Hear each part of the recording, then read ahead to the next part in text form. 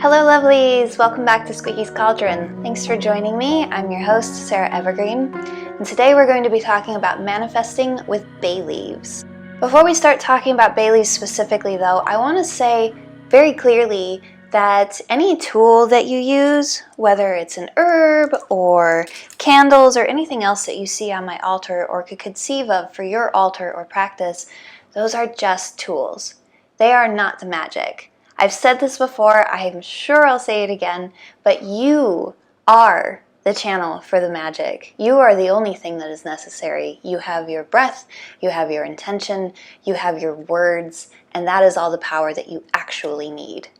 The thing about the tools is that they help us focus our intent. They help us focus our concentration. And especially when you're starting out with witchcraft or really any other practice, having some kind of tool that you can use as kind of an anchor point or a place to put your energy and something that symbolizes a big thing for you. So having that thing can really help bring you into the moment and help keep your conscious mind, which is busy bee, focus exactly on what it is that you're doing.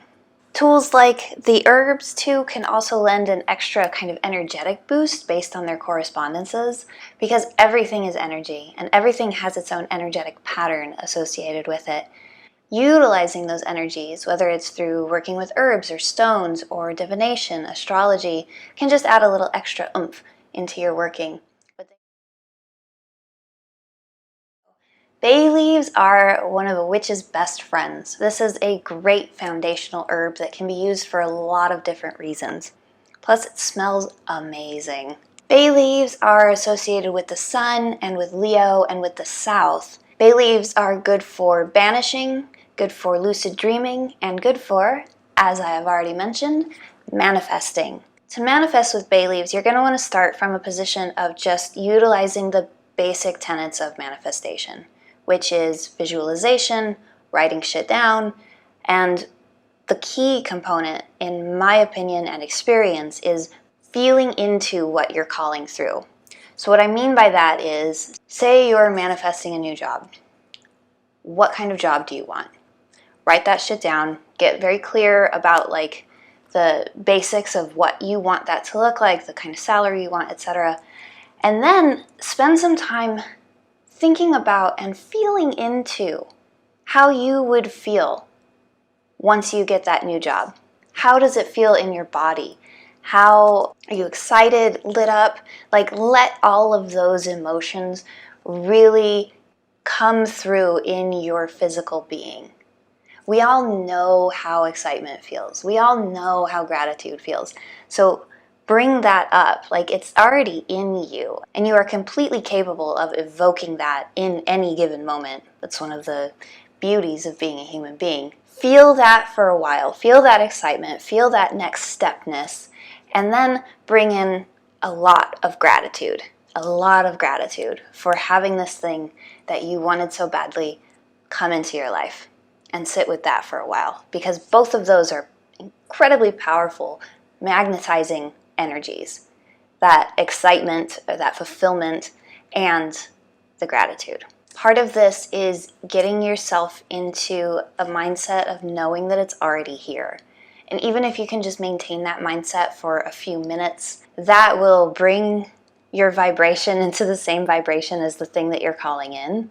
That's how manifesting works in my experience, is that you bring yourself to the same level and frequency of the thing that you're calling in, and then you match up, and then it becomes manifest in the physical world and not just in the energetic world. While you're sitting in that space, write down what you want on one of the bay leaves. Pick one that's whole or mostly whole instead of one that's broken, because you'll get a lot of both when you get a bag of bay leaves like I did from the grocery store. By the way, grocery store bay leaves are perfectly fine. Write down what you're calling in, whether that's in a word or symbols, or you can even create a sigil, and then on the back, write your name.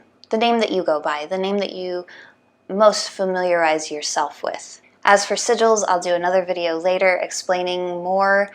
You can also go back to one of the narcissist videos. I believe it's the second narcissist video, to learn a little bit more about sigils. And then once you've got your bay leaf prepared, I want you to sit with it in your hands. In your right hand, covered by your left. So the right hand is the active hand. It's the hand that's pushing out energy. Sit there and meditate on what it is you're bringing in. And meditate on that feeling of already having what you're bringing in and that gratitude for having that thing, that job, that place that you're moving to, etc. Sit there and pour that energy into the bay leaf, really charging the bay leaf with your intentions and with your knowing and with your love. And then you'll take that bay leaf, ideally with a pair of tweezers, and you'll burn it. Now, the reason I like to use tweezers is probably obvious, so you can burn the whole thing and not burn your fingers. This is actually something that I didn't start using until a couple of years into my practice. So in case you haven't already, get yourself a pair of magic tweezers. And as you're burning it, see that smoke rising up into the sky as like a prayer to heaven. You're releasing that intention into the universe, and you're letting the universe take care of it. It is done. It's out of your hands at that point. In terms of the spell, you are still responsible for taking action, taking aligned action in the manifest world, but this part of it, done, gone, and you can just let things come to you and prepare a space for them to come into. Now with the ashes, I prefer to mix them in with a bit of salt. I've got this salt that has ashes from incense and different burnings, all sorts of things that I've mixed in with some Himalayan pink salt. This is my witch's salt. That can be a very powerful tool all on its own. So you can either mix the ash in with some nice salt that you have, or if you prefer, release it into running water and allow that water, in essence, just like the smoke, to take your intentions out into the universe.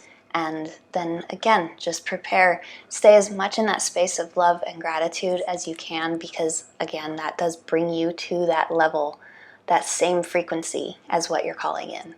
And then repeat as necessary. Doing a spell 3 times or 3 times 3 can be really powerful in terms of just like energetically locking it in to the field and into yourself, really driving home exactly what it is that you're calling in so that you can be open to opportunities when they come. This is a particularly good practice to do during the waxing moon, which is right now. This video will come out on August 29th, my birthday, and the moon has just started waxing.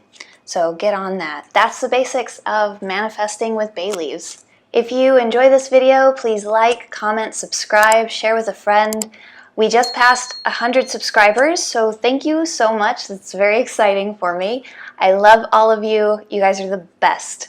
And I look forward to creating more content and connecting with more of you on a regular basis. Be sure to check out my last video on Archangel Michael. And if you're interested in working with me, check out the description below.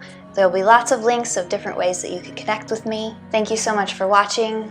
And as always, my lovelies, use your voice.